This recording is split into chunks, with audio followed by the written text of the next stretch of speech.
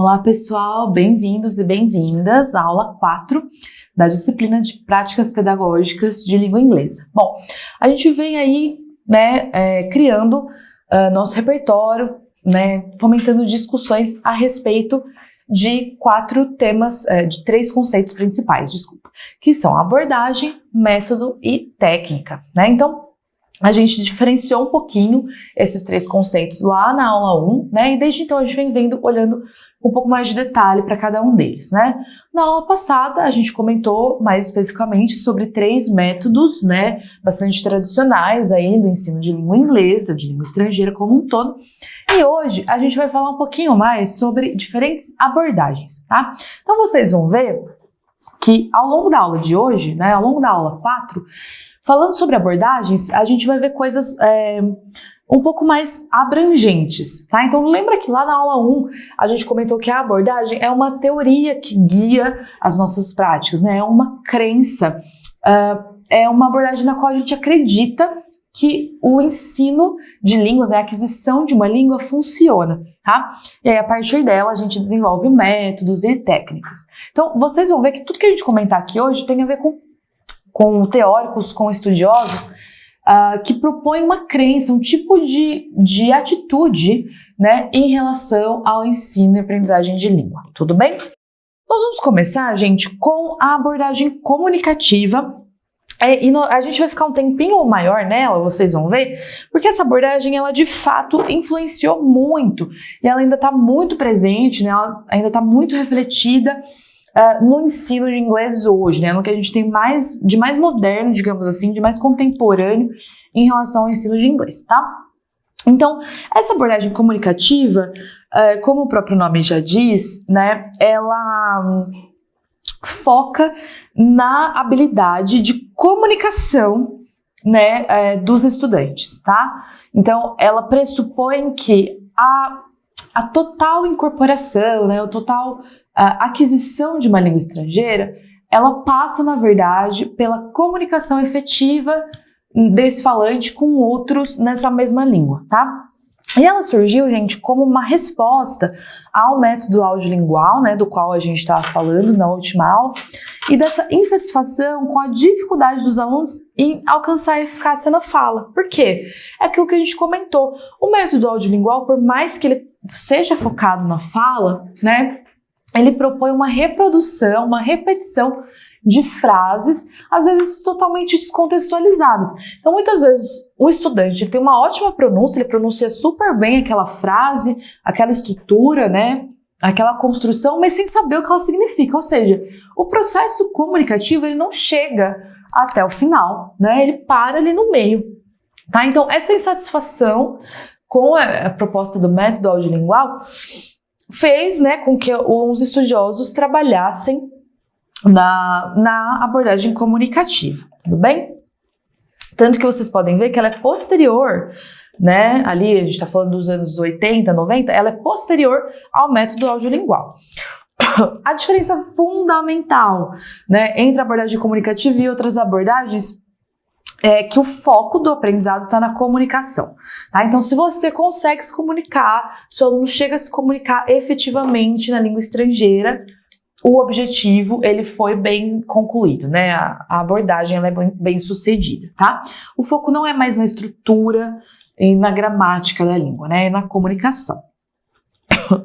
A gente tem aí a menção ao Hymes, que é um dos estudiosos, na verdade, o precursor desse termo, ele cunhou o termo comunicativa competência, e demonstrou, então, essa preocupação com o uso efetivo da língua, Porque só conhecer os sons, só conhecer a sintaxe, só conhecer o vocabulário, pouco adianta se o estudante não conseguir juntar tudo isso, dentro de uma finalidade comunicativa maior, tudo bem? Então, é necessário que a pessoa saiba utilizar as regras de discurso dessa comunidade na qual ela está inserida, Então, com ênfase na comunicação, a abordagem comunicativa passou a ganhar mais espaço e modificar a dinâmica da sala de aula. E, gente, realmente foi uma evolução, O que a gente vê dos anos 80 para cá, no ensino de línguas, é uma mudança bastante drástica, que é quando justamente Os métodos anteriores, né, audiolingual, método indireto, foram ficando para trás, foram perdendo espaço, tá bom? Então, a abordagem comunicativa, né, com ela, a interação entre professor e aluno se tornou mais intensa. Então, a gente tem mais momentos de interação e menos momentos de só o professor fala e o aluno copia e o aluno reproduz, né? O professor, ele se torna mais um facilitador, né? E os alunos assumem a responsabilidade pela sua produção, pela sua competência comunicativa, tá? Então, eles precisam se envolver na atividade para alcançar a comunicação. E aí a gente tem algumas técnicas, né, que são usadas, lembra das técnicas, né, elas são as atividades em si, a prática, né, que coloca em prática essa crença. Então, ó, jogos, resolução de problemas em grupo, discussão de ideias, posições, dramatizações, roleplays, todas essas são técnicas que refletem essa crença, né, de que a comunicação é o foco principal da aprendizagem, da aquisição de língua, tá? Essa abordagem se concentra na comunicação real e não na gramática, no vocabulário, tá? Mas também envolve o conhecimento cultural e social dos alunos. Então, eles usam, a ideia aqui, né, o objetivo final é que eles usem a língua em situações autênticas de comunicação, né? Então, a gente tem a partir daí, né, a partir da abordagem comunicativa, um esforço muito grande por parte dos professores, né, na tentativa de proporcionar essas situações comunicativas reais, ou o mais próximas possível do real, tá? Então, ela incentiva a aprendizagem colaborativa, os alunos trabalham juntos para alcançar esse objetivo comunicativo em comum, tudo bem? E aí, gente, né, como eu disse, existe então esse foco muito grande, esse esforço muito grande dos professores para criar situações, né, roleplays, o mais autêntico possíveis, né, para que os alunos possam produzir ali, usar a linguagem para produção e comunicação, para resolver aquela questão, aquela situação em que eles se encontram, tá, de forma comunicativa. Depois, gente, a gente tem o Task-Based Learning. Com certeza, se vocês já atuam como professores, vocês já ouviram falar, porque essa abordagem, né, a abordagem baseada em tarefas, ela está assim, bastante difundida e sendo muito discutida pelas escolas, pelos especialistas hoje em dia, né? Essa abordagem, ela tem como objetivo principal a aprendizagem da língua, né, através da realização de tarefas comunicativas. Então, de fato, a gente tem ali no Task-Based Learning uma situação, um problema, né, que deve ser resolvida por meio da comunicação nessa língua estrangeira. E aí, gente, o Task-Based Learning, ele não entra só como uma abordagem para o ensino e aprendizagem de língua estrangeira. Ele entra também em outros componentes, tá? Vocês vão ver que ele é comum também em outros componentes. Então, ele considera a aprendizagem como um conjunto de tarefas comunicativas, tá? E essas tarefas, elas estão relacionadas aos objetivos curriculares, né, daquele plano de ensino, daquela escola, daquele curso, enfim. Então, quais tarefas, né, qual que é o questionamento do professor, do facilitador, nesse tipo de abordagem? É pensar em quais tarefas podem aumentar, né, podem potencializar a aprendizagem dos estudantes, entendeu? Para a gente direcionar melhor os objetivos, os papéis dos professores e dos estudantes nesse processo, tudo bem? Então, de acordo com essa abordagem, o ensino, ele também é centrado no aluno. Novamente, a gente tem, gente, o professor saindo de cena, não totalmente, mas indo ali para o cantinho da cena, para o lado da cena, né, digamos assim, para que o estudante assuma, de fato, a frente e a responsabilidade pelo seu desempenho, tá? Então, a gente tem a situação problema, que deve ser resolvida, né, mobilizando as habilidades linguísticas, e o professor, ele tá ali como um facilitador, ele tá ali para mostrar o caminho, né, mas não para pavimentar o caminho pelo aluno, né, no lugar do aluno, digamos assim, tudo bem? Então, ele guia os alunos na realização das tarefas e fornece feedback, né, para o desenvolvimento dessa aprendizagem. Claro, os alunos não estão nessa sozinhos, mas o professor, ele não é mais aquela figura central, né, que fala as coisas e os alunos repetem, os alunos copiam. Ele só mostra ali o caminho para que os alunos possam trilhar sozinhos e chegar sozinhos à solução dos problemas, tudo bem? Abordagem participativa. E aí, gente, aqui a gente entra numa seara que é a seguinte: cada vez mais, né, nas abordagens contemporâneas, a gente vai ter esse movimento em que o professor sai do centro e vai para o lado, né, vai para o apoio, e o aluno assume o centro, assume, né, o protagonismo mesmo do seu aprendizado, tá? A abordagem participativa, ela tem suas origens históricas no trabalho do Paulo Freire, lá na década de 60. Então percebam, gente, que é um estudo, ela tem uma base filosófica. Isso é abordagem, né? É uma crença maior, né, que envolve mais aspectos do que só o ensino de língua. Ela envolve aspectos de aprendizagem como um todo, de qualquer componente, né? Então, dessa forma, e aí a gente está falando da abordagem participativa incorporada ao ensino de línguas, né? Parte de um conteúdo significativo para os aprendizes. Então, se a gente pensa aí na abordagem comunicativa, né, que quer colocar os estudantes em situações reais de uso da língua. Poxa, mas essa situação, ela tem que ser significativa. Esse conteúdo que o aluno vai mobilizar, ele tem que ser significativo para o estudante, né? Senão ele nunca vai se enxergar naquela situação, tá? Então vamos dar uma olhada aí. Aqui a gente tem um trecho falando sobre a língua materna, tá? Mas que se aplica, né? Que foi transportado para o ensino de língua estrangeira também. A abordagem participativa do ensino da L1, da língua materna, busca envolver os alunos em diálogos que abordam problemas relacionados às suas próprias vidas, tá? Então a ideia é ajudá-los a compreender as forças sociais, históricas e culturais que afetam suas vidas, permitindo que desenvolvam habilidades para tomar decisões e agir de maneira consciente para melhorar suas condições de vida. E, gente, quando que isso aqui entra, né? Quando que a abordagem participativa ela se faz coerente, né? Ela se faz necessária. Se a gente pensar, por exemplo, no contexto da educação pública no Brasil, né? Eu, enquanto professor de inglês, não posso chegar, né, numa sala da escola pública e falar: olha, então, gente, a situação hoje vocês estão na Disney e vocês precisam pedir um lanche e um refrigerante no restaurante da Disney.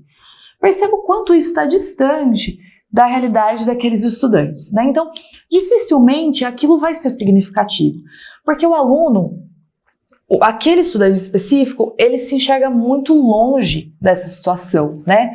A situação dele, o cotidiano dele é outro.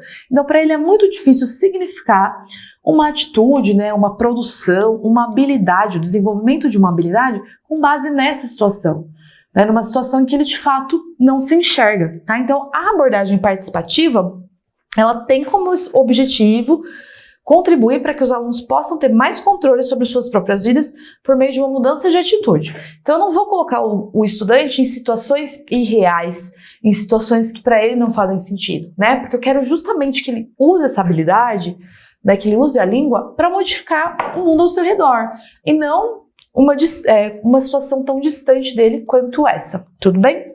Então essa é a ideia, né, da abordagem participativa, tá? Tornar o conteúdo, tornar a situação de aprendizagem significativa para o estudante. A abordagem lexical, percebam aqui que eu estou sempre falando de estudos, de um teórico, tá? A abordagem lexical tem aí como precursor o Michael Lewis, que é um estudioso que lá em 1996 destacou a importância do léxico na aprendizagem das línguas, tá? Questionando as bases tradicionais. Lembra lá do método de gramática e tradução? Qual que era a base? Qual que era o grande foco daquele método? A gramática, né? E a tradução das palavras, das estruturas, mas sempre com foco na gramática. O Lewis, ele vai dizer assim: olha, de acordo com os meus estudos, o léxico é, na verdade, mais importante, porque ele reflete a realidade do falante, né? Então, mais importante do que saber a gramática é saber o léxico. Então, a gente começa pelo léxico para chegar para a gramática, né? Para chegar até a gramática. Então, essa perspectiva, ó, ela tem implicações significativas para a forma como a língua deve ser ensinada e aprendida. Então, com foco com foco no léxico, né? Na aquisição de novas palavras, de mais vocabulário, em detrimento, né? Da incorporação de estruturas gramaticais, tá? Então, o ponto central, né, o que o Lewis de fato critica, é que muitas abordagens, elas se concentram principalmente no ensino da estrutura gramatical. E é isso que o Lewis quer mudar, é esse ponto de vista que ele quer mudar. Então percebam, ó, uma abordagem, né, ela é baseada em estudos, ela é baseada numa crença maior, né, de que, olha, a aquisição da linguagem se dá mais por meio do léxico do que por meio da gramática. É a partir daí, né, se é nessa abordagem que eu acredito, a partir dela que eu vou desenvolver métodos e técnicas que refletem essa crença. Tudo bem? Abordagem cooperativa ou colaborativa, né? Então, o objetivo principal dessa abordagem é que os alunos aprendam uns com os outros através do trabalho em grupo, né? Então, a abordagem cooperativa ou colaborativa, nessa abordagem, o trabalho em grupo, ele é central, né? E claro, a gente não está falando só da formação de grupos, olha, a gente forma um grupo e cada um responde sua ficha de atividades. Não é isso, né? A maneira como os alunos e os professores trabalham juntos e interagem entre si, tá? Aqui, ó, um ponto importante sobre a abordagem cooperativa é esse, né? Que um plano de ensino que segue os princípios da abordagem cooperativa, ele geralmente coloca o foco nas características dos alunos. Ou seja, pensando lá, né, nas múltiplas inteligências, a gente tem um grupo de alunos, plural, né, que tem inteligências proeminentes variadas e juntos, né, juntando as características desses estudantes, a gente consegue fortalecer e direcioná-los para a aquisição, para a aprendizagem de algum conhecimento, certo? Além disso, os alunos trabalham sempre em duplas ou grupos, a troca de informações pessoais e uma busca conjunta por soluções que atendam às necessidades individuais de cada membro. Então, a ideia é essa, né? A gente unir forças dentro de um grupo, dentro de uma dupla, para que a aprendizagem, né, para que a aquisição daquele conhecimento seja mais significativa e trabalhe, né, na verdade, esteja a serviço de um propósito maior, que é a solução de algum problema ou situação. A abordagem intercultural também ela é bastante presente hoje em dia na sala de aula do ensino de língua estrangeira, tá, gente? Porque ela leva em consideração justamente aspectos culturais dos estudantes que estão aprendendo, né, que estão adquirindo aquela língua, tá? Então, a abordagem comunicativa, quando a gente pensa nela, a gente sabe que ela busca incorporar a cultura dos países, né, por meio do uso de materiais autênticos, mas não há essa conscientização cultural, né? Então a abordagem comunicativa ela foca nessas situações autênticas, mas existe uma reflexão sobre as diferenças culturais desses povos. Então é isso que a abordagem intercultural, é dessa forma que a abordagem intercultural agrega a abordagem comunicativa, tá? Então recentemente, e a gente vai até ver um pouquinho sobre isso quando a gente estiver falando da BNCC, existe essa tentativa de integrar discussões culturais no currículo de ensino de línguas estrangeiras. Então, não estou só olhando para essa língua, né, dissociada do povo na qual ela circula, mas eu estou olhando para essa língua dentro daquele contexto cultural, né, do contexto cultural daquele povo, tudo bem? E por fim, gente, a gente tem a questão, né, do letramento e dos multiletramentos, que são justamente essas habilidades de leitura, mas não só de leitura, mas de leitura do mundo por meio da linguagem, né? E os multiletramentos, eles incorporam bastante a questão das tecnologias, né? Então, o que são os multiletramentos? De fato, eu decodificar uma mensagem que está em diferentes suportes. Então, não só um livro ou uma história em quadrinho, mas também um site, um post numa rede social, né? Então, os multiletramentos, eles têm a ver com isso, né? Com essa possibilidade de leitura, essa habilidade de leitura e interação com a língua, né? Com essa nova língua que eu estou adquirindo em diferentes suportes, tá? Reconhecer que essa língua se adapta a diferentes suportes e ela serve a diferentes propósitos nesses diferentes suportes. Então, entender globalmente, né? Eu não vou ler só o inglês literário, mas eu vou ler também o inglês das mensagens de texto, o inglês das redes sociais e assim por diante, tudo bem? Bom, pessoal, em relação às abordagens, vocês viram que a gente tem aí uma grande variedade, né?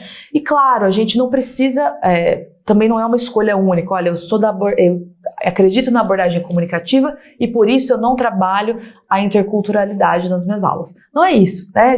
Todos esses estudos, eles corroboram, né, para o que a gente vê hoje, para a tentativa que a gente vê hoje de implementação, né, de uma aula cada vez mais completa e de momentos cada vez mais completos em que o aluno é central, né? O aluno assume a posição central do momento de interação da aula e é o principal responsável pelo seu conhecimento, né? Pela sua aprendizagem.